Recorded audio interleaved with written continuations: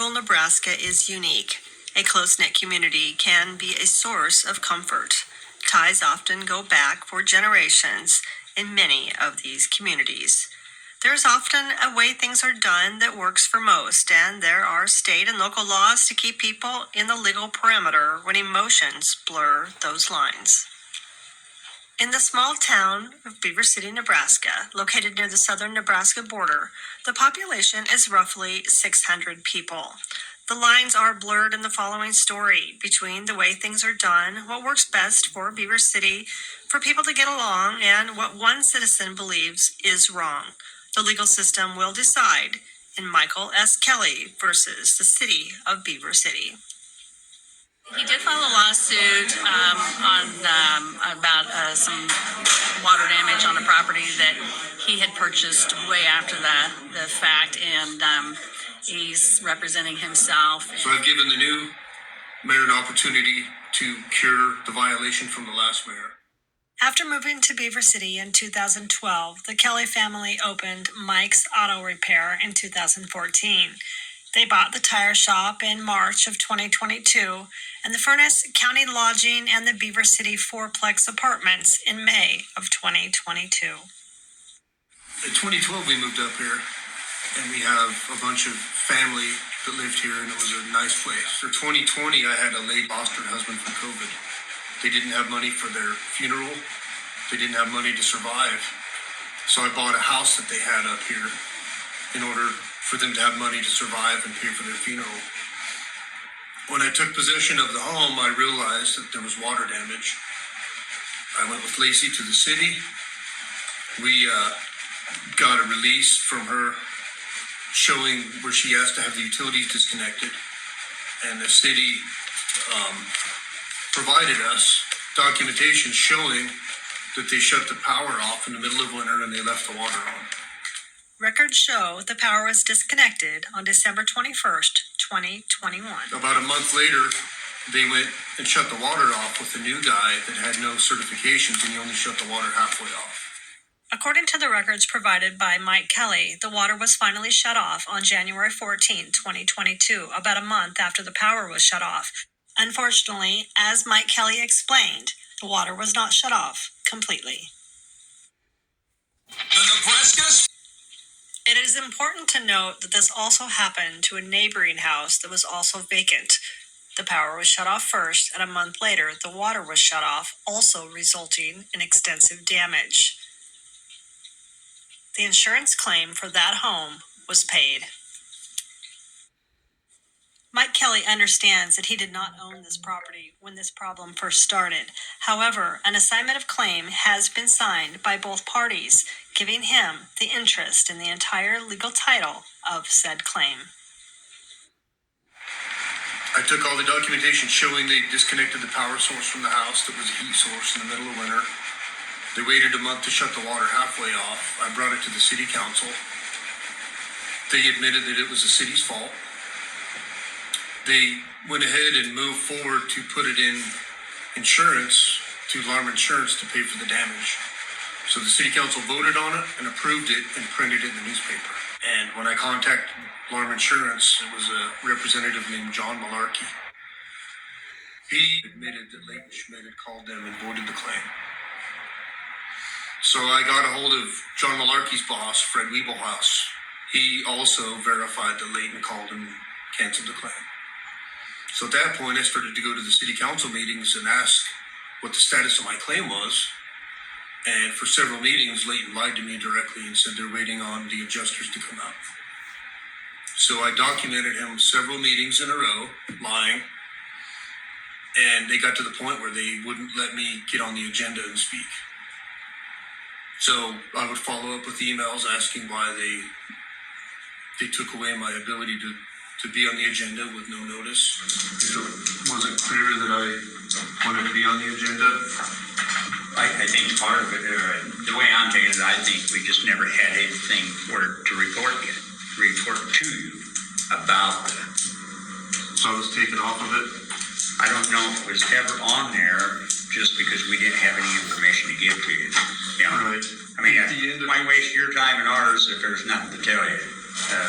because our whole deal is we're waiting for our insurance company to see what, what's going on. And that, I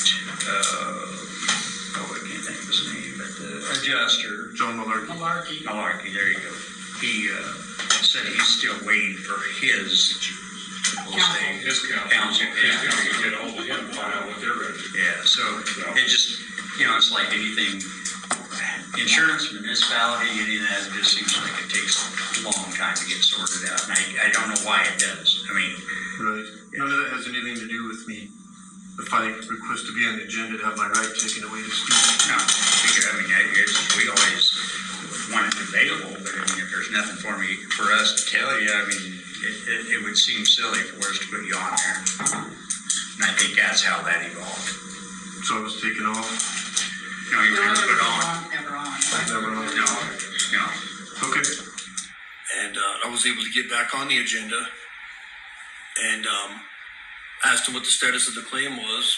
He lied again, said they're waiting on the inspectors. And at that point, after he elaborated in another lie, I gave them the letters from the insurance company stating that Leighton had called and voided the claim. So at that point, we had recently bought the motel and apartment in town. Leighton called the state inspector, the electrical inspector, Gary Lofton, in an attempt to get my motel and apartment condemned. It was a regional electrician named Nathan Christensen. And I made it a point to Grant that if there was any concerns of any electrical issues, to make me aware of it first. And I gave the regional electrician, Nathan Christensen, permission to fix anything it needed. So that was on a Friday. Saturday, Sunday, we had Monday meeting that I exposed Leighton as a liar. Tuesday morning at 8 o'clock, Leighton and Grant got together and called this Gary Lofton, the state electrical inspector, with an attempt to condemn my buildings. So they called the regional electrician, which was Nathan Christensen, to come and inspect the buildings, and Nathan made Gary Lofton, the state electrical inspector, aware that they'd tried to set me up. Council meeting, I brought that up. I said, okay, here's another cover up, here's another retaliation. And they turned around and stonewalled me, just like in this meeting. Brought the lawyer in, wouldn't let me talk, denied everything. And then, according to Mike Kelly, for no apparent reason, the water was turned back on at 920 3rd Street, and there is no work order to explain why. So I went up and I opened the door, I saw water blowing everywhere. So I went over to my chip on my trail camera, and I brought it back and I looked at what was up there, and I emailed the city. And I said, what was the city doing at or near the water utility? And they said there was no record for anybody to send them up there to work on the water utility.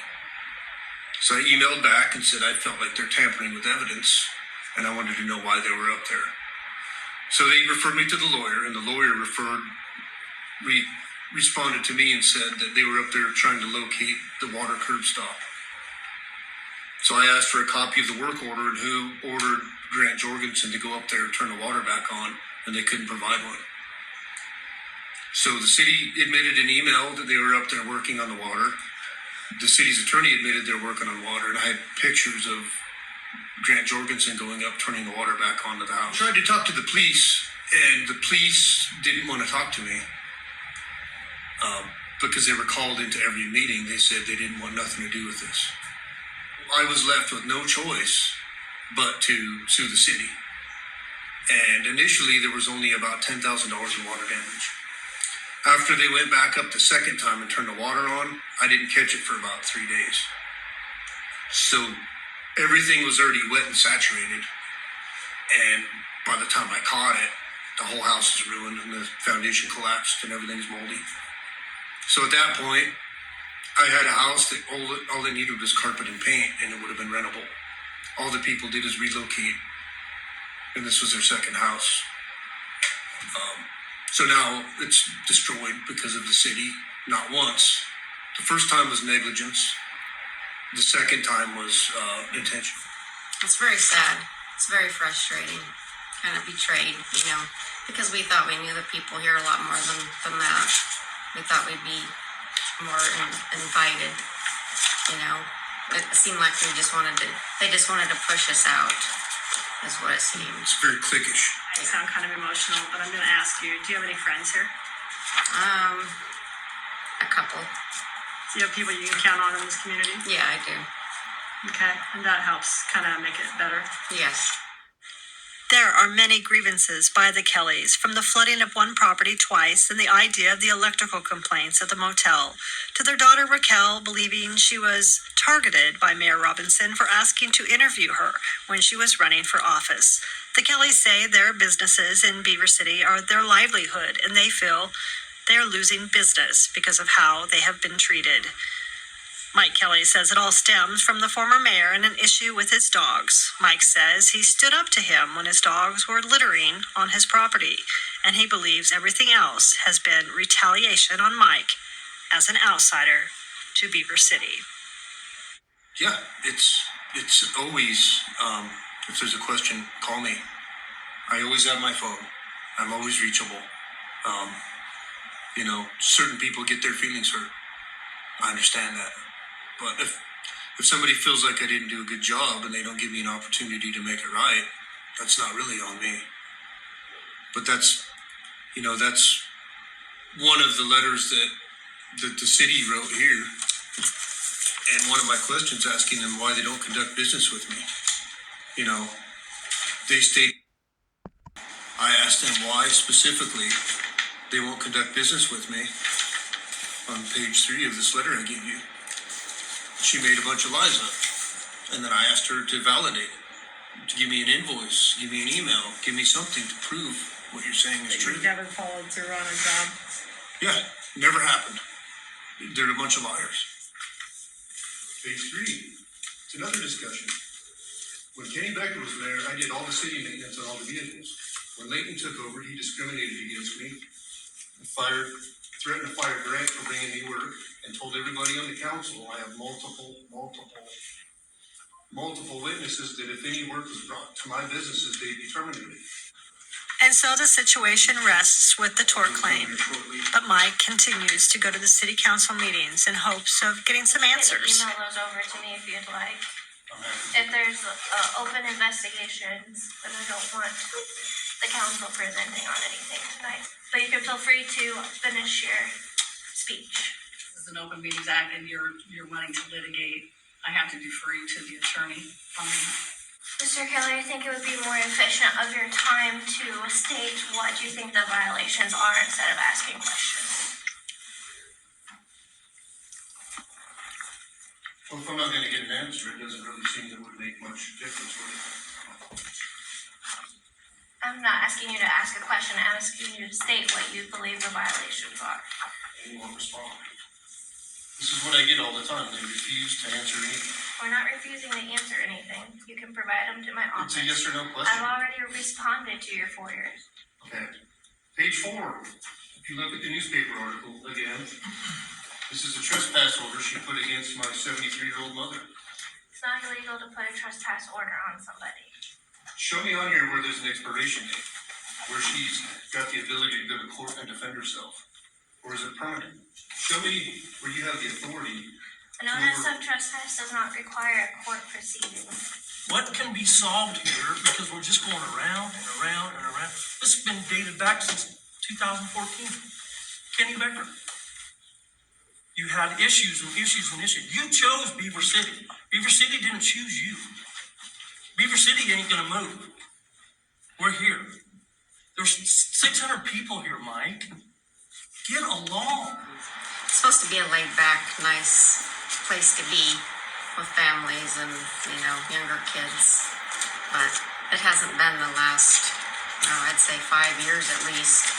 So I'm just saying, I'm not picking on you. I like you, Mike. But there has to be an end of all. We have to get over this pity.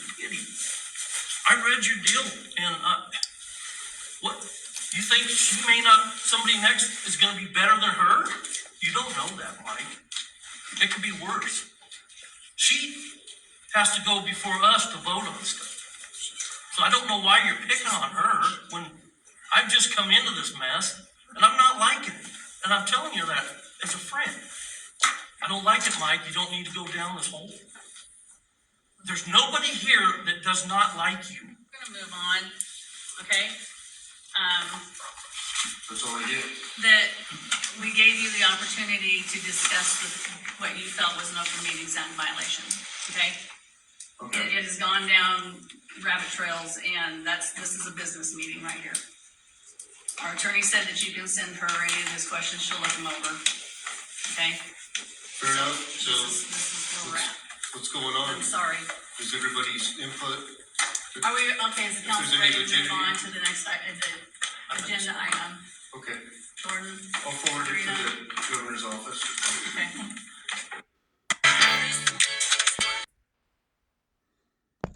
Thank you, Thank you for your time. thank you, okay. Thanks, Mike. Thanks, Mike. The next one is. We put him on the agenda so he could bring his complaint to the council, and we did try to listen to him. We did tell him that he needed to send anything to our city attorney so she could look it over, because it is a possible litigation, and he just doesn't usually stay on task, and he went off a few times, and we did listen to him. We did, again, ask him to contact our attorney, and at that point, we had to move on with our agenda items. Mike Kelly has documented much of his journey with Beaver City on YouTube. You can check that out to see more information. Anything else you want to add? No, come to Beaver City. We're a great town. Pre-trial for the case of Michael S. Kelly versus Beaver City is set for 9:15 a.m. in Furnace County on April 24th, 2025. Reporting from Beaver City, I'm Melanie Standiford, Midwest Media, by Melanie. I forgot I keep saying. Call or text for appointment.